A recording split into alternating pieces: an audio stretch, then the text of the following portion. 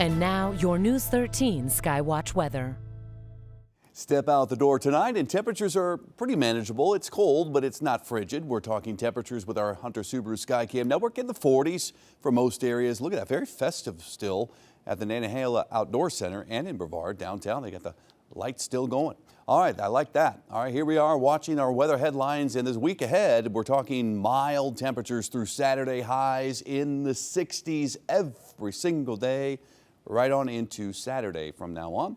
But then we'll change things up.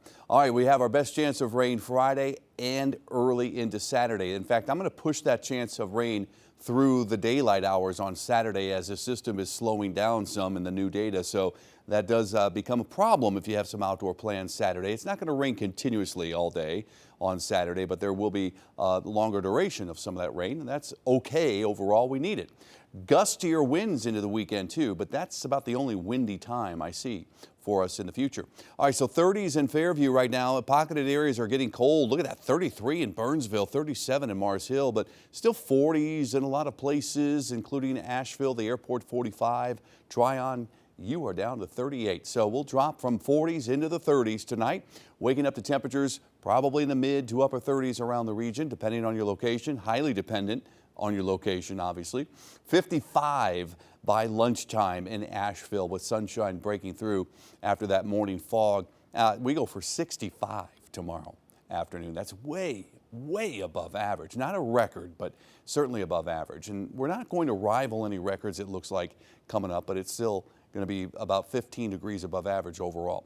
Okay, so there's tomorrow morning, some low clouds and fog to greet you. Then the sun starts to break through, and I think the clouds are thickest for our neighbors over the upstate and southern mountains tomorrow. So you're going to kind of suffer a little more with those temperatures on the cooler side, but it's 60s overall for most areas. Then we go into the nighttime, and here comes Wednesday morning. We'll kind of flip things around, bring more clouds into the mountains, clear you out a little more over the upstate and the I-85 corridor. And then in the afternoon on Wednesday, everybody's enjoying more sunshine, and that pushes highs well into the 60s again. And in fact, they could go for a record high in the upstate at GSP International, maybe getting as high as 72, and that would make it a new record high for Wednesday. All right, our next weather maker is that cold front on the move, though, late week, and this is going to slowly ease eastward, and eventually rain coming from Tennessee and Alabama will make its way into the mountains. Heaviest rain by far is going to fall west of I-26. We could see over a couple of inches of rain in some isolated cases. Look at these numbers here. Anything in the orange is 2 inches plus, and that does include some of you farther west, but many of us from Asheville eastward are talking maybe a half an inch of rain.